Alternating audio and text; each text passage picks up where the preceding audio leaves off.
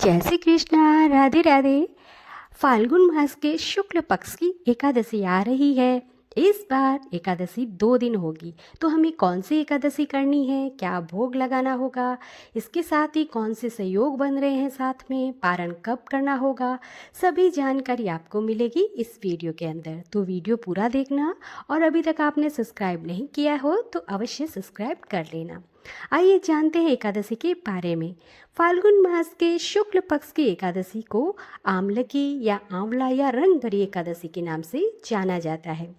इस दिन भगवान विष्णु जी की पूजा की जाती है, और जैसे कि नाम से ही ज्ञात होता है आमलकी यानी आंवला, तो इस दिन आंवले वृक्ष की पूजा होती है। अगर वृक्ष न हो तो कहीं से भी आप आंवले की टहनी ला करके भी घर पर पूजा कर सकते हैं।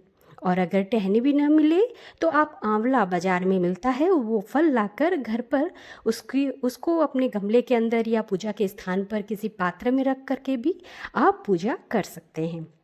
आपको आंवले का पूजन अवश्य करना है इस दिन, क्योंकि इस दिन भगवान विष्णु माता लक्ष्मी जी के साथ साक्षात इसमें निवास करते हैं। इस एकादशी को करने से जो फल मिलता है वह 1000 गोदान फल के बराबर है। आंवले एकादशी सभी एकादशियों में एक विशेष स्थान प्राप्त है। इस एकादशी में आंवले का उपटन, आंवले का जल से स्नान करना, आंवले के जल का फल का पूजन करना, आंवले का सेवन करना, आंवले को दान में देना और आंवले का वृक्ष लगाना, यह सभी हमें आंवले एकादशी के दिन अवश्य करना है। आंवले के वृक्ष को भगवान ने आदि वृक्ष के रूप में प्रकट किया है। आंवले के वृक्ष में सभी देवत्व समाया हुआ है। आंवले का सेवन से व्यक्ति को पुण्य प्राप्त होगा और उसे सांसारिक सुख भी मिलेगा। हिंदू धर्म के शास्त्रों के अनुसार भगवान विष्णु का प्रिय फल आंवला ही है। आंवला वृक्ष भगवान विष्णु द्वारा रचित होने से इसमें उनका वास माना गया है। स्कंद पुराण के अनुसार इस व्रत को करने से व्यक्ति के सभी पाप नष्ट हो जाते हैं और व्यक्ति को मोक्ष की प्राप्ति होती है। आइए अब जानते हैं आंवले पूजन का महत्व क्या है। पद्म पुराण के अनुसार इस दिन भगवान विष्णु मां लक्ष्मी के साथ आंवले के वृक्ष की पूजा खास मानी गई है, क्योंकि इसी दिन सृष्टि के आरंभ में सबसे पहले आंवले के वृक्ष की उत्पत्ति हुई थी। आंवला वृक्ष भगवान विष्णु को अत्यंत ही प्रिय है और इसके स्मरण मात्र से गोदान का फल मिलता है। स्पर्श करने से दुगुना और फल भक्षण यानी फल को खाने से तिगुना फल प्राप्त होता है। इसके मूल में भगवान विष्णु का वास है, उसके ऊपर ब्रह्मा जी का और तने में रुद्र का, शाखाओं में मुनिगण का, टहनियों में देवतागण का, पत्तों के अंदर वसु का, फलों के अंदर मरुदगण का और फलों में समस्त प्रजापति वास करते हैं। अतः ये सब पापों को हरने वाला परम पुण्य वृक्ष है। इस दिन आंवले के पेड़ के नीचे बैठकर नारायण की पूजा करने से 1000 गोदान के समान पुण्य की प्राप्ति होती है। तो आइए अब जानते हैं कि एकादशी कब प्रारंभ होगी। तो एकादशी तिथि प्रारंभ होगी 9 मार्च को रविवार के दिन सुबह 7:46 से और समाप्त होगी 10 मार्च को सोमवार सुबह 7:44 तक।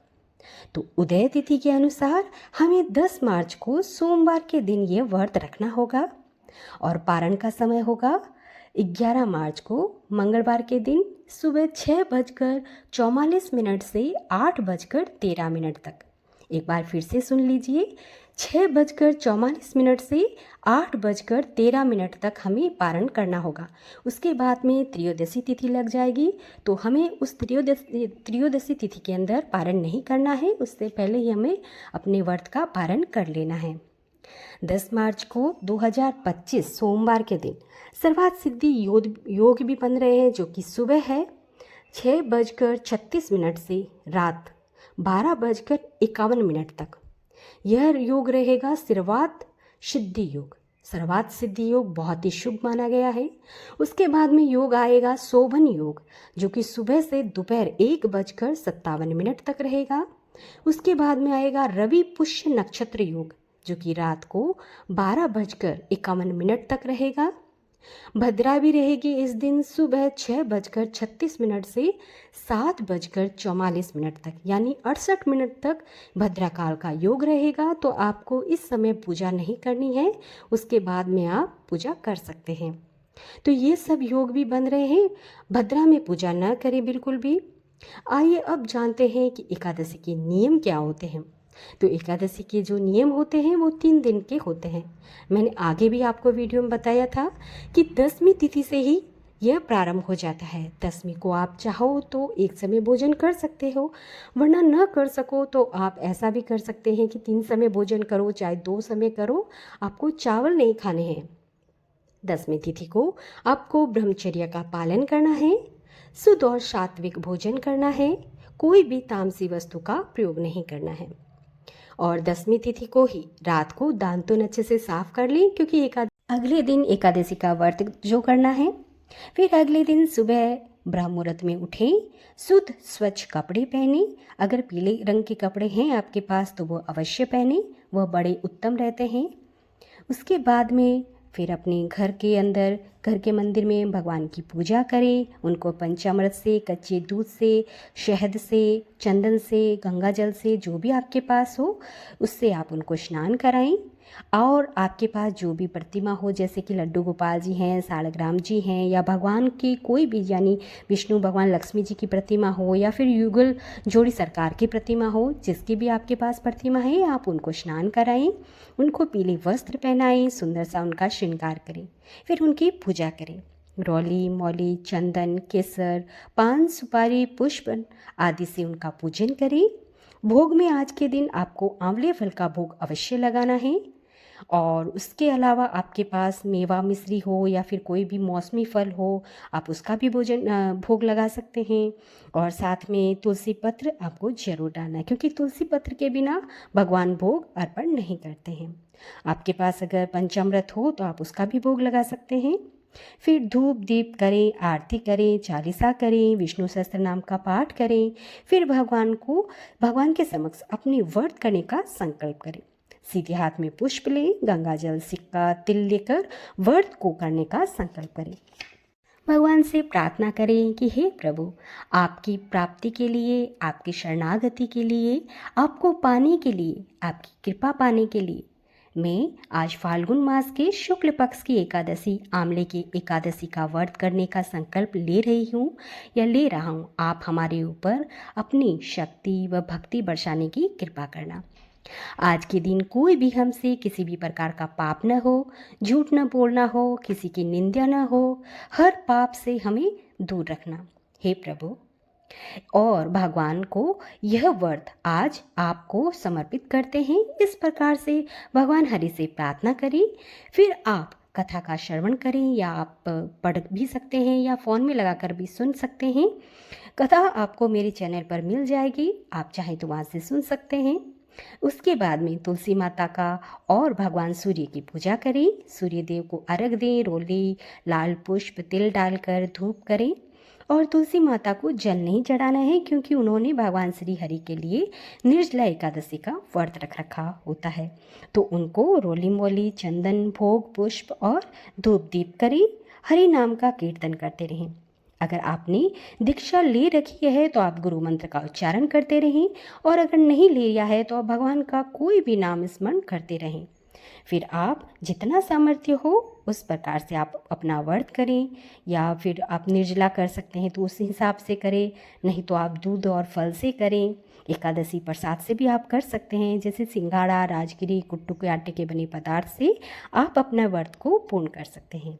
यथाशक्ति सामर्थ्य के अनुसार आप अपना व्रत करें। एकादशी को हो सके तो संतों के दर्शन करें, ब्राह्मणों को दान दें, और मंदिर में भगवान के दर्शन अवश्य कर लें।